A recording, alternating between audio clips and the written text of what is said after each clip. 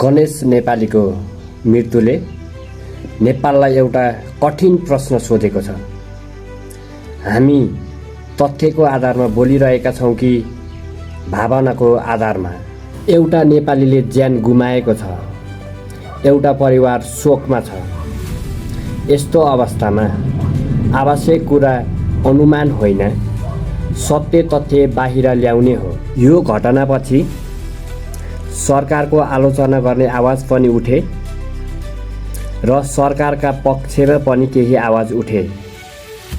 तर एउटा लोकतान्त्रिक समाजमा अन्तिम निष्कर्ष भावना वा सामाजिक सञ्जालले होइन, प्रमाण र तथ्यले तय गर्नुपर्दछ।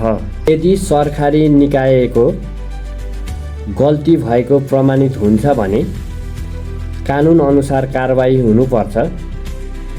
यदि सरकारी निकायले कानुन अनुसार काम गरेको पुष्टि हुन्छ भने प्रमाण बिना दोषारोपण गर्नु पनि उचित हुँदैन। यस घटनाले हामी सबैलाई एउटा पाठ सिकाउँछ। नागरिकले कानुनको सम्मान गर्नुपर्छ र राज्यले कानुन लागू गर्दा पारदर्शिता, जवाबदेहिता र संवेदनशीलता देखाउनुपर्छ। अन्तिम प्रश्न, हामी तथ्य हेरेर निष्कर्ष निकाल्ने समाज बन्ने कि सामाजिक सञ्जालको हल्लाले फैसला निकाल्ने समाज?